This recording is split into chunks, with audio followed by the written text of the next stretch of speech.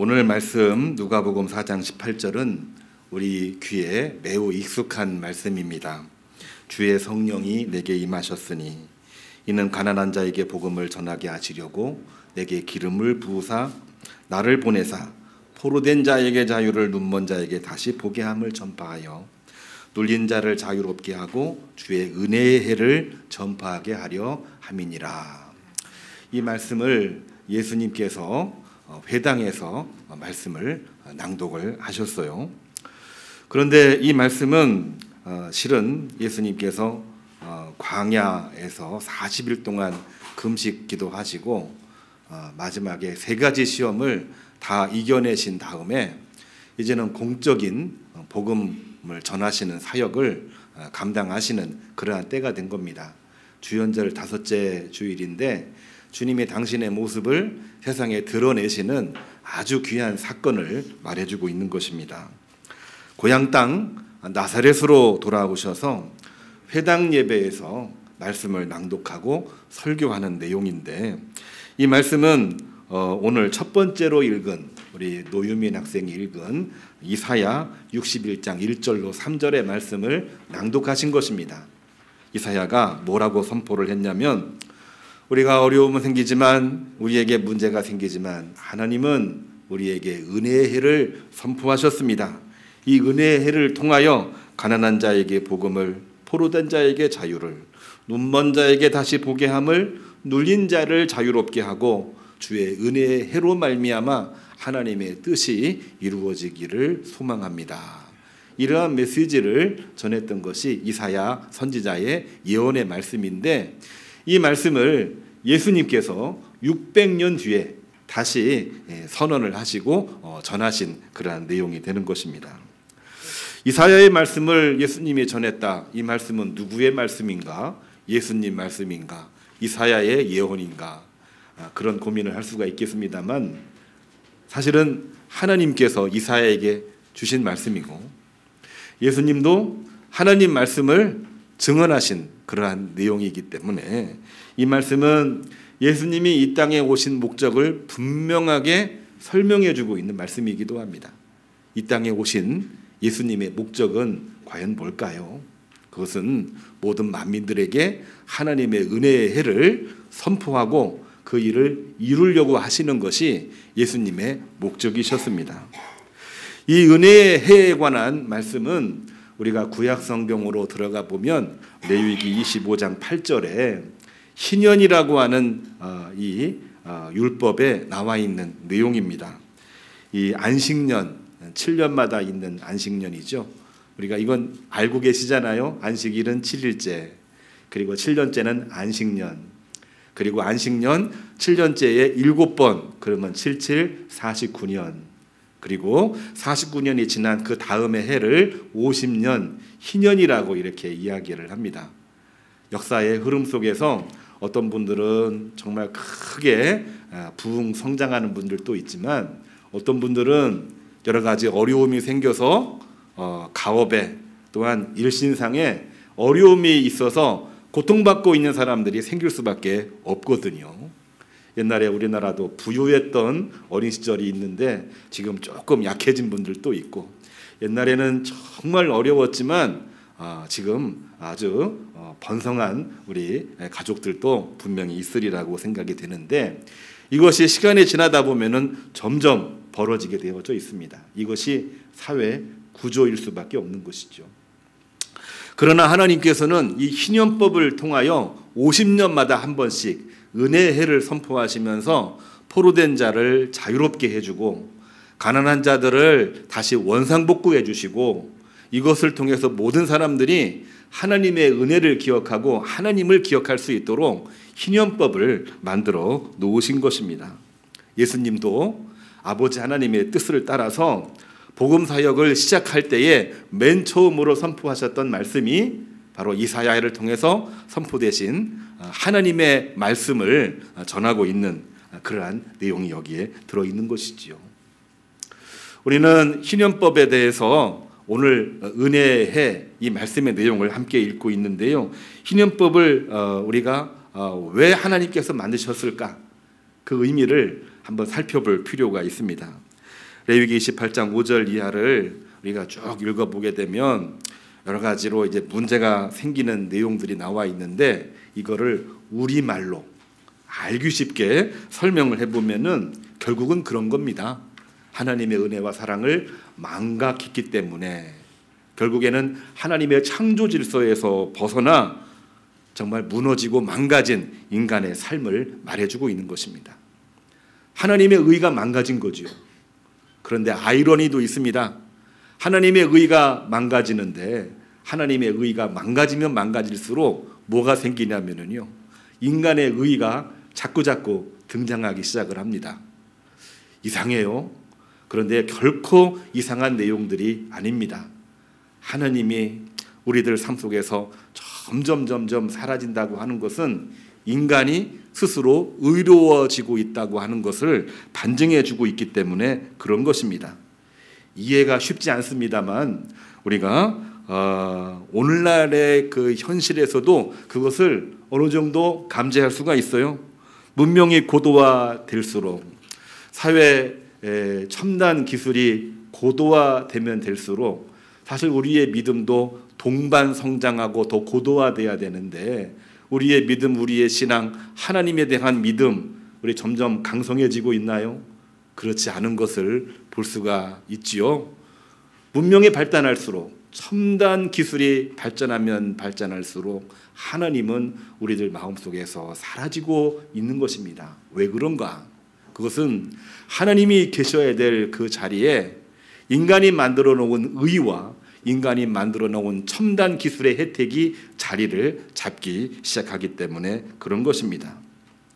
결국에는 힘이 있는 자, 결국에는 일이 풀린 자들이 그 가운데에서 자기의 의를 만들어 놓고 지배구조를 만들기 시작을 하면서 죄악이 점점점 강성해지고 구조화되기 시작을 하는 것이지요. 그래서 하나님은 50년마다 은혜의 해, 희년을 선포하시면서 이것이 내가 원하는 것이 아니다. 이 기회에 다시 한번 하나님의 은혜를 깨닫고, 예수님도 이 은혜의 해가 되었으니 이제 하나님 나라가 이 땅에 이루어짐을 믿고 우리 변화되어 나가자. 나를 믿고 따르라. 이러한 말씀을 증언하신 것이 이사야의 예언의 말씀이기도 하고 예수님께서 처음으로 복음을 전하신 그러한 내용이기도 합니다. 물론 예수님은 이것으로만 끝나지는 않습니다. 예언, 앞으로 이루어질 일, 지금의 일이 아니라 앞으로 이루어질 일, 그거를 입으로 선언하는 것으로만 끝나지는 않습니다. 누가복음 4장 21절, 오늘 노유민 학생이 읽었잖아요. 예수님은 말씀하시기를 오늘 이 말씀이 너희 귀에 응하였느니라. 그 일이, 그 사건이, 그 은혜의 사건이 앞으로 이루어질 일이 아니라 지금 이미 시작이 되었다. 누구를 통해서? 내가 이 땅에 옴으로 말미암아, 메시아 예수님이 이 땅에 오심으로 말미암아, 예수님이 당신의 모습을 우리에게 드러내심으로 말미암아 지금 이 순간에 이루어지고 있고 시작되었다라는 말씀을 선언을 하고 있는 말씀이 오늘 21절에 나와 있습니다. 그 말씀을 듣고 있는 제자들로부터 시작이 되는 것이고, 오늘날 우리 믿는 사람들, 오늘 설교를 듣고 있는 우리들에게도 똑같이 적용되는 말씀이죠. 주님 나라가 언제 이루어집니까? 늘 우리 이러한 이야기 하지만 언젠가는 이루어지겠죠. 그러니까 그날은 알 수가 없으니까 내가 다음에 예수 믿을게요. 이런 이야기를 할 때가 참 많이 있습니다만 이미 예수님은 우리에게 오신 것입니다.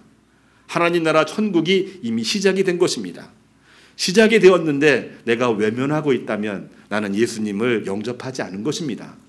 내가 예수 그리스도를 영접했다고 하는 것은 우리 가운데 오셨고 예수님을 통해서 이미 그 나라가 시작이 되었으므로 내가 그 믿음으로 살아가겠다, 지금 이 순간 결단하고 나가는 것이 오늘날 믿는 성도들의 본분이고 성도의 길인 것을 우리는 다시 한번 확인을 해야만 되겠습니다. 제가 유모를 준비하다가 요즘에 유모를 안 한다고 다시 목사님 옛날로 돌아간 거 아니십니까? 그래서 조금 또 상심을 했습니다. 근데 제 능력으로는 유모를 만들어낼 만한 능력이 없어요. 그래서 웃기지든 웃기지 못하든지 간에 한번 해볼 테니까 우리 한번 보시기를 바랍니다. 예, 예, 어떤 유명한 뱃사공이 고기를 잡다가 이런 말을 했답니다. 주님, 제발 이 큰 물고기 잡게 해주십시오. 방금 전에 이 큰 물고기를 보았는데 제가 지금까지 본 물고기 중에서 가장 큰 물고기였습니다. 주님, 만약에 제가 이 큰 물고기를 잡는다면 매주 교회에 갈게요. 그랬답니다. 있을 법한 그러한 내용 아닙니까? 그런데 그 기도를 마치자마자 갑자기 파도가 치면서 그의 배가 뒤집혔고 그는 바다에 빠져버렸답니다. 끔찍한 일이 벌어진 거지요. 아마 이분이 믿는 사람이었다면은 참 하나님 앞에 기도했는데 기도 응답은커녕 배를 뒤집어 놓으시는 하나님, 하나님 정말 너무 무심하십니다. 아마 원망도 했으리라고 생각이 되는데, 자, 그런 생각을 할 즈음에 그런데 우연히 지나가던 커다란 물고기가 이 사람을 도와서 다시 그는 배 위로 올라올 수 있게 되었습니다. 그가 물에서 배로 올라와 안도의 한숨을 쉬면서 이렇게 말을 했답니다. 이미 원고에는 나와 있으니까 오늘은 감추지를 않겠습니다. 주님, 이제는 괜찮아요. 그 큰 물고기가 저를 도왔어요. 이렇게 말을 했답니다. 웃기는 대목인데 우리가 아직 감각이 없어서 웃지 못할 상황이 돼버린 거였어요. 제가 유머에는 자신이 없으니까 그냥 한번 듣고 나서 생각을 해보시기를 바랍니다. 두 가지예요. 뭐가 문제인가요? 이 사람은 하나님과 물고기를 구분을 못하고 있는 겁니다. 그렇죠? 하나님이 구해주셨는데 물고기가 구해줬다라고 하나님을 순간적으로 버린 거예요. 그렇죠?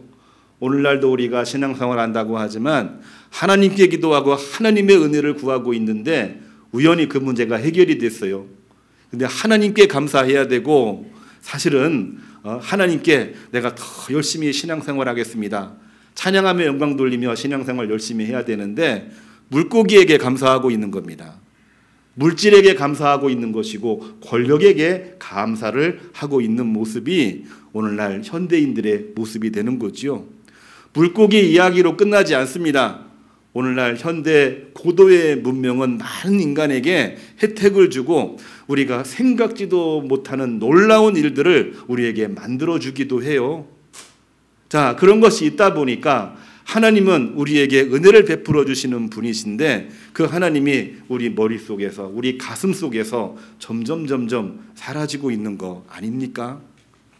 정말 이 우스꽝스러운 이야기이긴 하지만 이 이야기는 하나님과 인간과의 그 관계 속에서 끊임없이 무너지고 있는 인간의 가치, 인간의 의, 또 인간이 지향하고 있는 이 욕망을 그대로 표현해주고 있는 그러한 내용입니다. 우리가 어떠한 일을 경험을 하든 그리고 우리가 어떠한 일들 속에서 해결이 되든 안 되든 주님이 나와 함께 하시는 것이 가장 소중한 하나님의 은혜이거든요. 지금은 당장 아니더라도 하나님께서는 반드시 그 일들을 이루신다 믿고 나가는 것이 그게 바로 믿음인 것입니다. 때를 따라서 우리에게 강함도 주시지만 그 강함을 주시는 것은 약함을 통해서 강하게 만드시는 은혜가 그 안에 있기 때문에 우리가 강한 것을 얻을 수 있는 거 아닙니까?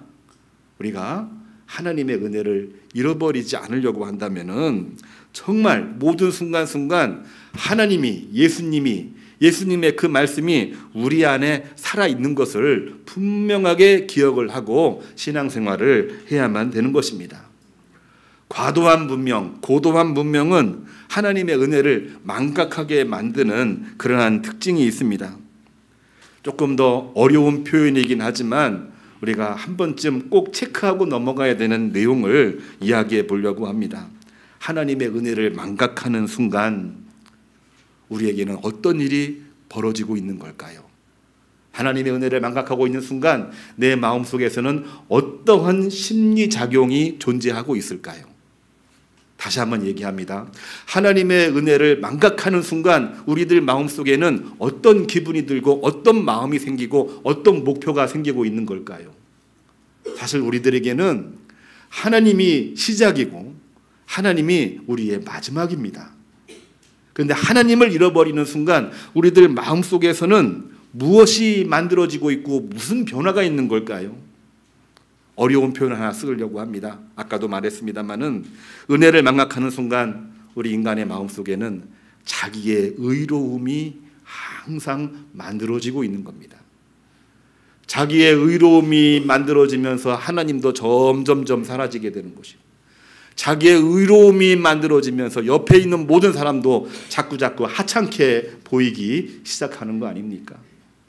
자기의 의로움이 만들어지면서 모든 불의와 모든 죄들도 불의가 아니고 죄가 아닌 것으로 둔갑되기 시작을 하고 있는 것입니다. 하나님이 우리 안에 왜 존재하는 것입니까? 왜 하나님이 우리 안에 임재하기를 원하고 계십니까? 왜 우리가 하나님 안으로 들어오기를 하나님께서는 원하고 계시는 것입니까? 하나님과 동행하기를 원하고 계시는데, 그 하나님이 우리에게 은혜를 주시고 그 은혜를 상실하는 그 순간 자기 의에 빠져서 결국은 우리들 마음속에 생명이라든지 우리들 마음속에 하나님이 주시는 말씀, 복음을 점점 상실하게 되는 것입니다. 우리가 한번 생각을 해보세요. 내가 복음을 전해야지, 내가 생명 살리는 일들을 해야지. 우리 교회가 시작하면서 오늘까지 16년입니다. 이제 16년 됐어요. 끊임없이 우리 교회는 그것을 고백하면서 오늘 여기까지 왔는데, 그것을 우리 하나님 말씀의 기초에서 우리가 만들어낸 하나의 이 주제이기도 합니다. 그 마음이 우리들 마음속에 충만해 있나요? 그 말씀이 충만해 있다고 한다면은 그것은 우리들 마음속에 하나님이 존재하는 것이고 내가 하나님 안으로 들어가려고 몸부림을 치고 있는 것입니다. 그러나 우리들 또 모르는 사이에 자기 의에 빠져버리면은 그 생명과 생명의 복음을 잃어버릴 수밖에 없는 것입니다. 오늘날 현대의 또 하나의 가치는 문명이 고도화되면서 예년보다도 훨씬 더 오늘날 강조되고 있는 것은 능력주의입니다. 한 사람 한 사람이 능력받기를 원합니다. 자녀들도 능력받기를 원하고, 사업하는 사람도 능력이 있어서 번성하기를 원하고 있고, 목회자도 목회에 성공해서 능력받기를 원하고 있습니다. 능력이 모든 것의 가치가 되어버렸습니다. 어떤 일들이 많이 있는데 가장 효율적이 무엇인가? 효율주의가 우리들의 최고의 가치가 되어버렸습니다. 그것이 곧 오늘날 승리하는 비결이고 오늘날 대박나는 비결이라고 누구든지 다 이야기를 하고 있습니다. 어떤 일을 하든 거기에는 능력주의와 효율성이 최고의 가치로 여겨지고 있는 그러한 시대가 오늘날 시대 아닙니까? 그것이 가지고 있는 장점을 부인하려고 하는 이야기는 결코 아닙니다. 그것이 가지고 있는 장점은 우리 인간에게 매우 소중한 것이고 사실은 그것도 하나님이 우리에게 주신 놀라운 복 중에 하나가 되기도 하는 것입니다. 근데 하나님보다 그 능력과 효율성을 더 소중히 여기는 순간 우리들 마음속에 있는 하나님의 명령, 하나님의 말씀, 생명을 살리라, 가난한 자들을 구제하라, 그리고 정말 나보다 훨씬 더 어려운 사람들을 돌보고 살피라, 이 말씀들이 우리들 귀에 들어오나요? 오히려 정반대로 말할 때가 많이 있는 것을 저는 여러 미디어와 매체를 통해서 보게 됩니다. 당신들이 그렇게 못 살고 당신들이 그렇게 힘들어하는 이유는 당신들이 능력이 없기 때문이고 능력을 준비하지 못했기 때문이고 당신들이 효율적으로 운영하지 못해서 생긴 일이니까 자업자득이다. 그러한 말들이 너무나 많이 들어가 있는 것입니다. 능력주의, 효율성이 최고의 가치가 되는 순간 우리는 하나님을 잃어버리고 하나님의 말씀을 잃어버리는 것을 우리는 꼭 체크하고 넘어가야 되는 것이죠. 은혜의 해를 선포한 이유가 과연 뭡니까? 인간의 모든 역사 가운데에서 번성하는 분들도 있지만 어려움 속에 삼킬 수밖에 없는 그러한 분들도 너무나도 많이 있는 것이고, 이 사회는 무한 경쟁 시대에 그렇게 될 수밖에 없는 것입니다. 그러한 때 하나님께서 우리에게 원하시는 것은 은혜의 해, 기쁨의 해, 희년을 선포하시면서 다시 하나님 나라 백성으로 되돌아가는 그것을 만들어 주신 것이 바로 희년의 제도가 되는 것입니다. 결국은 우리가 오늘날 이야기하고 있는 구제와 돌봄, 이러한 것이 우리들에게는 어떤 마음으로 자리 잡고 있는지 고민을 한번 해봤습니다. 이건 하나님의 명령이거든요. 하나님의 법입니다. 하나님의 명령이고 하나님의 법인데 우리는 종종 이것을 몇몇 소수의 윤리와 몇몇 사람들의 이 자선행위 그리고 미덕으로 취급할 때가 너무나도 많이 있습니다. 오늘날 교회가 복음을 전하고 있는 것이 윤리적으로 맞기 때문에 복음을 전하고 있는 겁니까? 오늘날 사람들이 이거를 미덕으로 여기기 때문에 교회가 그 일을 하고 있는 겁니까? 결코 윤리와 미덕으로 복음을 전하는 것이 아닙니다. 윤리와 미덕으로 구제하고 있는 것이 아닙니다. 우리에게 준 하나님의 말씀은 하나님의 명령이요, 하나님의 말씀이요, 하나님의 법으로 우리가 복음을 증거하고 있는 것입니다. 현대 문명화된 고도화된 그 현실 속에서 하나님을 잃어버리기가 매우 쉬운 그러한 대목이기도 한 것입니다. 또 한 가지 유머입니다. 별로 웃기지도 않지만 한 번 더 들어보시기를 바랍니다. 한 현대인이 문명이 고도화되면서 프로그램을 만들었습니다. 요즘에는 서버 시대가 아니라 이제 클라우드 시대를 뛰어넘어서 오늘날은 이제 인공지능 시대가 돼버렸잖아요. 컴퓨터가 여러 종류로 이제 나눠졌어요. 그런데 앱을 만들었습니다. 프로그램을 만들었어요. 프로그램 제목이 뭐였냐면 하늘에서 내려오는 은혜입니다. 요즘은 이런 것도 만들어냅니다. 그 프로그램의 원리가 뭐냐면은 많은 사람들이 이 프로그램에다가 자기의 죄를 입력을 하고 은혜 구할 거를 거기다가 쓴다고 합니다. 그러면 은혜 받을 내용에 대해서 막 이제 나에게 답이 오는 거죠. 아마 인공지능 시대에는 아마 이런 것이 쉽게 더 나오리라고 생각이 되는데 어떻게 되었을까요? 물론 처음에는 죄를 입력하고 은혜를 구하자 이 죄를 회개하면 하나님의 말씀대로 이러한 은혜가 여러분들에게 있을 겁니다. 답변이 오기 시작을 했습니다. 그런데 너무나도 많은 사람들이 그 은혜를 구하고자 입력을 많이 하다 보니까 서버가 과부하가 걸렸답니다. 왜냐? 은혜가 욕망으로 변화되는 순간이었기 때문에 그런 것이죠. 죄를 고백하는 것이 우리들에게는 가장 중요한 내용이기도 한데 죄의 고백보다는 은혜에만 집착해 있는 욕망이 그 안에 들어있기 때문에 그런 것입니다. 결국에는 기다릴 수밖에 없었고 기다리는 동안 그들은 더 많은 죄를 쌓기 시작을 합니다. 그리고 더 오래 지연되다 보니까 그들의 마음은 점점 불신앙으로 빠져들기 시작을 합니다. 다른 사람에게는 이러한 은혜를 주셨는데 왜 나에게는 그러한 은혜가 없습니까? 불평하기 시작을 하고 있는 것입니다. 오늘날 우리들 마음속에 하나님이 존재한다고 하는 것은 그 어떠한 첨단 기술이 대체할 수가 없는 하나님만의 절대적인 은혜와 사랑임을 우리는 기억을 해야 됩니다. 그 어떠한 것도 하나님을 대신할 수가 없는 것입니다. 그 하나님을 우리가 잃어버리면 우리는 교회성을 잃어버리는 것입니다. 예수님을 잃어버리면 우리는 크리스찬이라고 말할 수가 없는 것입니다. 우리가 어려울 때, 우리가 힘들 때 우리는 하나님을 제쳐놓고 상황을 얘기하고 물질을 얘기하고 권력을 이야기하고 지금의 형편을 이야기하면서 자꾸 피해가는 그러한 경향들이 우리에게는 있을 수밖에 없죠. 우리의 연약함이니까요. 그러나 그러한 때일수록 우리는 뭡니까?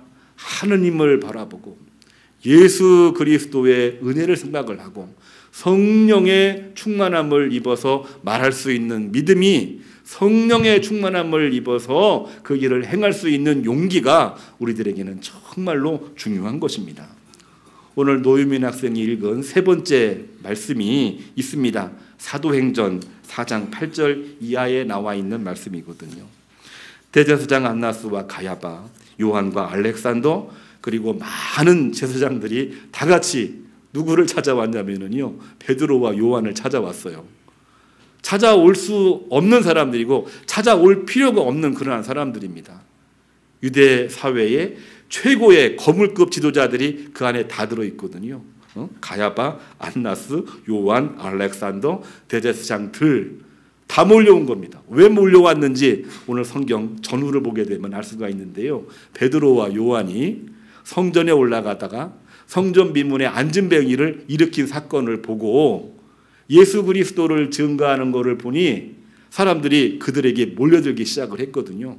깜짝 놀라서 이들을 제지하려고 떼거지로 몰려와서 베드로와 요한에게 이렇게 말합니다. 너희가 무슨 권위로 누구의 이름으로 이러한 일을 행하였느냐. 죽은 자를 살리고 아픈 자를 고치고 문제 있는 사람들을 다시 이렇게 세우는 놀라운, 정말 예수 그리스도의 이름으로 이렇게 세운 이 사건인데, 그러한 일들을 보고도 무슨 권위로 누구의 이름으로 이 안진뱅이를 이렇게 세웠느냐 따지고 추궁하고 법적으로 소송을 걸고 있는 겁니다. 이러한 일이 합리적인 것입니까? 이것이 생명을 살리는 일입니까? 자기 의에 빠져 있는 종교 지도자들의 모습을 극명하게 보여주고 있는 그러한 내용입니다. 그것이 그 당시에는 현실이었으니까요. 근데 베드로는 그 상황 가운데에서 위축될 수밖에 없죠. 보통 사람들이 아니잖아요. 이 정치의 가장 거물급들이 다 몰려왔어요. 그리고 죽이겠다는 겁니다. 예수 그리스도를 십자가에 못 박듯이 베드로와 요한을 잡아서 죽이겠다고 하는 그러한 위협적인 상황을 만들어낸 것입니다. 이때 베드로가 어떻게 했나요? 위축될 수밖에 없었지만 오늘 말씀 보시기를 바랍니다. 그 순간 성령에 충만하여 이렇게 말하고 있습니다. 너희가 십자가에서 못 박고 하나님이 죽은 자 가운데에서 살리신 나사렛 우리 주 예수 그리스도의 이름으로 이 사람이 건강하게 되어 너희 앞에 섰느니라. 아멘. 이 말씀을 증거하면서 생명 살리는 일, 하나님의 뜻을 받는 일, 그 믿음을 담대하게 모든 만민들에게 증거하는 일, 그 일을 했다고 하는 것입니다. 얼마나 중요한지 알 수가 없는 그러한 내용이고, 이 말씀은 하나님이 말씀하신 희년법이고 예수 그리스도께서 회당에서 선포하신 이사야 63장 1절의 말씀을 그대로 실천하는 그러한 내용이기도 했습니다. 베드로와 요한이 계속해서 이야기합니다. 이러한 예수 그리스도 그 이름 외에는 이러한 일을 할 사람이 이 세상에 없느니라 하시면서 오직 예수 그리스도의 이름을 부르짖으며 모든 만민들에게 복음을 전하는 내용이 나와 있습니다. 이들이 전했던 외침, 이들이 전했던 복음은 윤리적인 자성으로 한 이야기입니까? 아닙니다. 이들이 이야기했던 것이 사람들이 보기에 아름다운 일이니까 자신 있게 말했던 그러한 미덕입니까? 아닙니다. 윤리적인 자성으로 복음을 전하거나 치유하거나 누군가를 구제하거나 결코 할 수가 없습니다. 있을 때는 하지만 조금 어려움이 생기면 할 수 없는 일들이 바로 그러한 일입니다. 오늘 어린이부, 청소년부 설교하면서도 하나님의 말씀과 선행을 우리가 구분해야 된다, 이런 얘기를 참 많이 했습니다. 우리가 선행 아름다운 일들은 할 수 있을 때 하지요. 할 수 없을 때는 못하지요. 기분 좋을 때는 하지요. 기분 안 좋을 때는 안 하고 못하지요. 오늘날 상황이 너무나도 안 좋기 때문에 우리가 복음 전하는 것을 주저하고 있다라고 한다면 우리는 이 말씀을 분명하게 다시 볼 수 있어야 되겠습니다. 베드로와 요한은 그 일을 담대하게 증거할 수 있었던 두 가지의 근거를 저는 오늘 말씀드리고자 합니다. 하나님의 은혜를 입은 사람들만 가능합니다. 하나님의 은혜를 가지고 나가는 사람만 가능합니다. 하나님의 은혜를 입으로 이야기하는 사람만 가능한 내용입니다. 어떻게 했나요? 은혜는 언제 이루어지나요? 안진뱅이 치유 사건도 언제 이루어지는 겁니까? 평상시에 이루어진다고 저는 말하지 않겠습니다. 분명한 것은 이 베드로와 요한이 성전에 들어가서 기도하고 성전에 들어가서 예배하러 가는 도중에 벌어진 사건입니다. 예배하고 기도하려고 몸부림을 치는 순간 나사렛 우리 주 예수 그리스도의 이름으로 명하노니 일어나라 하면서 일으켜 세웠을 때에 역사가 진행이 되는 것입니다. 예수 그리스도의 은혜를 알고 그 은혜를 가지고 이야기를 하고 은혜를 가지고 실천에 옮길 때에 그때 역사가 이루어지는 것입니다. 뿐만이 아닙니다.